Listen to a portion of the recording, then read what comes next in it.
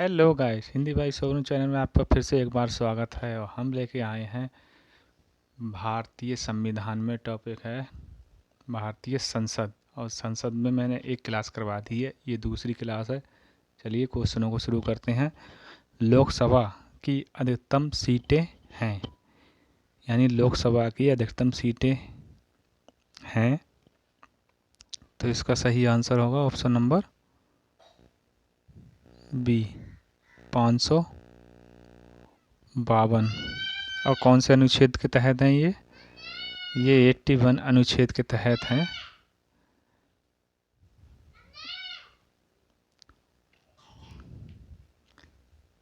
चलिए अगला प्रश्न।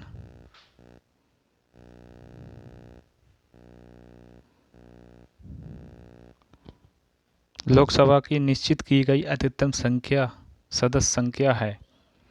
लोकसभा की निश्चित की गई अधिकतम संख्या सदस्य संख्या है, कितनी है दोस्तों?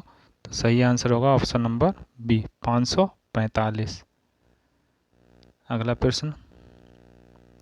लोकसभा के लिए वर्तमान में निर्वाचित किए जाने वाले सदस्यों की अधिकतम संख्या क्या है? यानी लोकसभा में निर्वाचित सदस्यों की अधिकतम संख्या क्या है दोस्तों? तो इसका सही आंसर होगा ऑप्शन नंबर सी, 543। अगला प्रश्न। कितने दिनों तक यदि लोकसभा का कोई सदस्य बिना सदन की अनुमति के सदन की बैठकों से अनुपस्थित रहता है तो उसे अयोग्य ठहराया जाएगा? तो इसका सही आंसर दोस्तों क्या होगा? ऑप्शन नंबर सी, 60 दिन। और कौन से आर्टिकल के तहत दोस्तों? तो ये 101 आर्टिकल के तहत। ठीक है दोस्तों। चलिए अगला प्रश्न।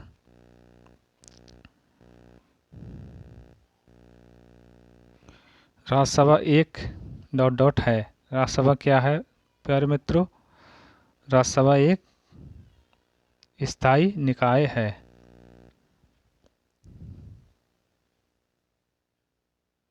और इसे कभी भी विघटित नहीं किया जा सकता, यानी इसे कभी भी भंग नहीं किया जा सकता। इसका कौन सा अनुच्छेद है दोस्तों? इसका अनुच्छेद है 83।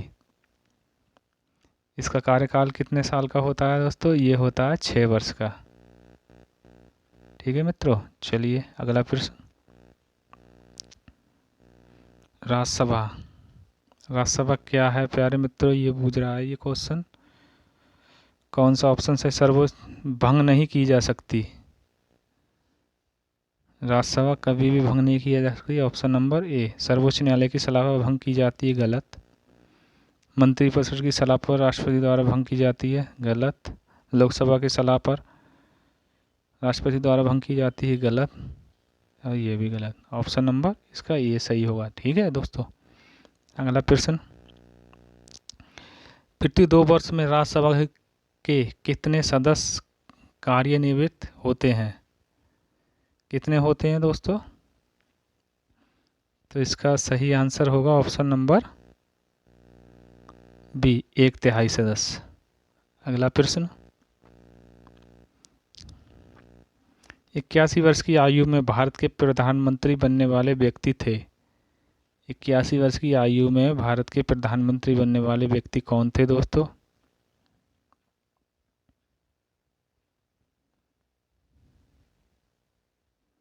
तो इसका सही आंसर होगा option number D, Morarji Desai. इनका कार्यकाल कब का था? 24 मार्च 1977 से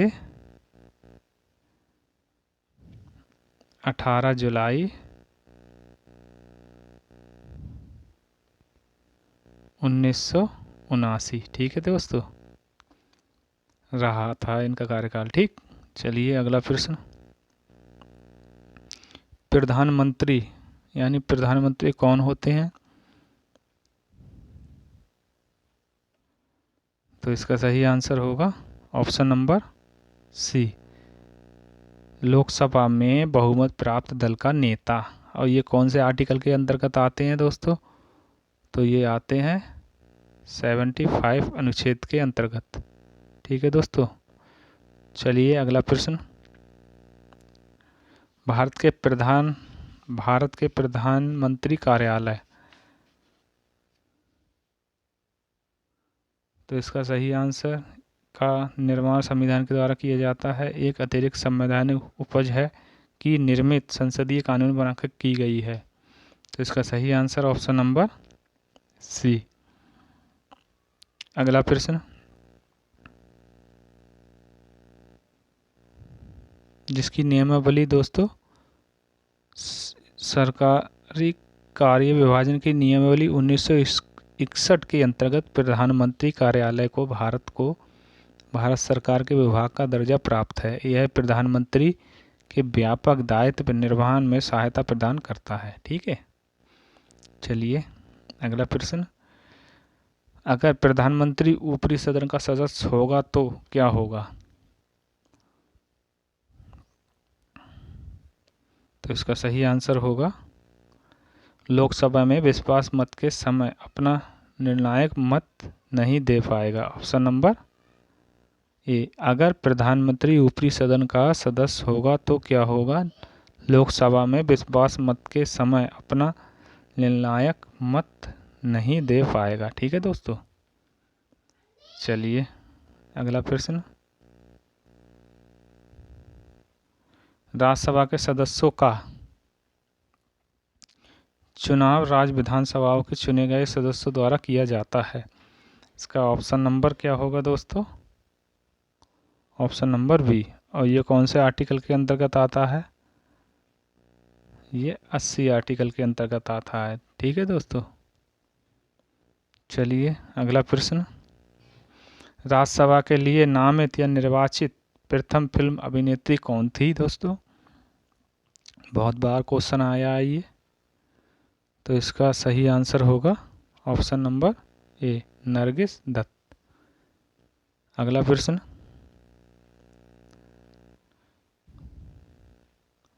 किस पहली मैसूर हस्ती की लाभ के पद के मुद्दे पर राज्यसभा की सदस्यता छीन ली गई थी? कौन सी अभिनेत्री थी दोस्तों?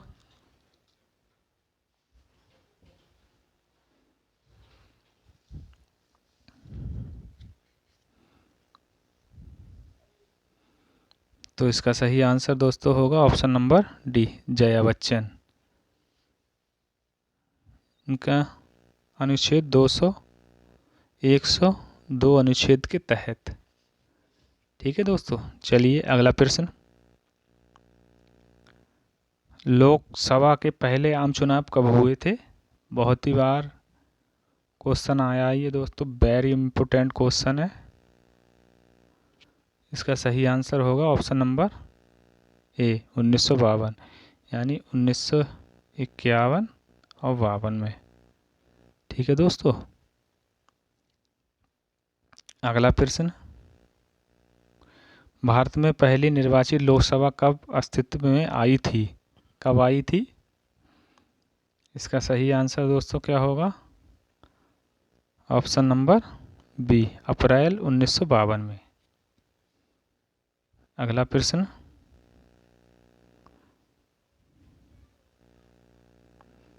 निम्नलिखित लोकसभाओं में से किसने 5 वर्षों से अधिक की अवधि तक कार्य किया?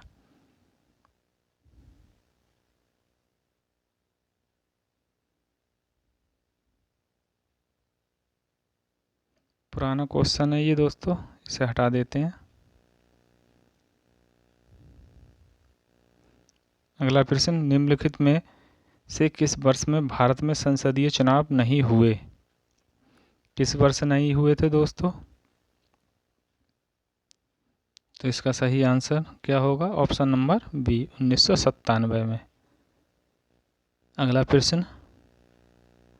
लोकसभा के सदस्य के लिए योग्यता नहीं है। क्या योग्यता नहीं है? यह भारत का नागरिक हो, ये तो है। उम्र 30 वर्ष से कम ना हो, पागल या दिवालिया ना हो, सरकारी लाभ के पद पर ना हो। तो इसका सही आंसर होगा ऑप्शन नंबर बी, यानी ये नहीं है। बाकी सब ठीक है।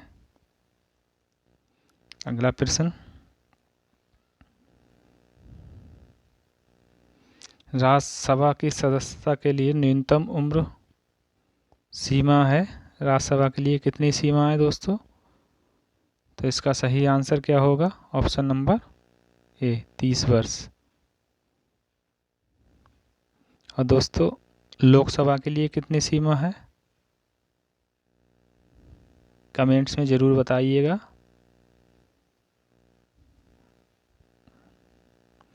कोई भी व्यक्ति तब तक राज्यसभा का सदस्य नहीं बन सकता जब तक उसकी आयु कितनी नहीं होगी। तो इसका सही आंसर होगा ऑप्शन नंबर ए 30 वर्ष। चलिए अगला प्रश्न, लोकसभा एवं राज्यसभा की संयुक्त बैठक की अध्यक्षता निम्नलिखित में से कौन करता है?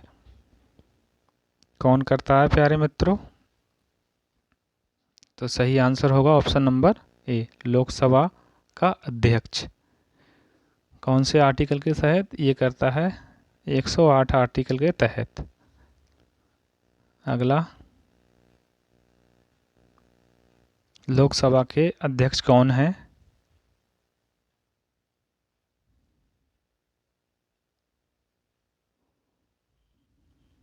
पुराना क्वेश्चन है ये दोस्तों। निम्नलिखित में से लोकसभा का अध्यक्ष कौन है? ये भी पुराना क्वेश्चन है दोस्तों। भारतीय संसद में लोकसभा अध्यक्ष की नियुक्ति किसके द्वारा होती है? किसके द्वारा होती है प्यारे मित्रों? तो ये होती है लोकसभा सदस्यों द्वारा। Option number D. अगला प्रश्न, लोकसभा का अध्यक्ष कौन होता है दोस्तों? राष्ट्रपति द्वारा मनोनीत? गलत। प्रधानमंत्री द्वारा मनोनीत? गलत। उपराष्ट्रपति द्वारा मनोनीत? गलत। यानी इनमें से कोई नहीं। Option number D. अगला प्रश्न, मंत्रिमंडल की बैठक की अध्यक्षता कौन करता है मित्रों? तो इसका सही आंसर होगा प्रधानमंत्री। और कौन से आर्टिकल के तहत करता है? तो ये 74(1) के तहत। ठीक है दोस्तों। अगला प्रश्न, मंत्रियों की काउंसिल ग्रुप तौर पर ... को जवाब दे है। मंत्रियों की काउंसिल ग्रुप तौर पर लोकसभा को जवाब दे है। इसका सही आंसर ऑप्शन नंबर ए लोकसभा को। दोस्तों क्लास यहीं समाप्त होती है। क्लास अच्छी लगी हो तो दोस्तों कमेंट्स में ज़रूर बताना और अपने दोस्तों को, रिश्तेदारों को क्लास शेयर कीजिए। मिलते हैं दोस्तों अगली क्लास में, तब तक के लिए धन्यवाद।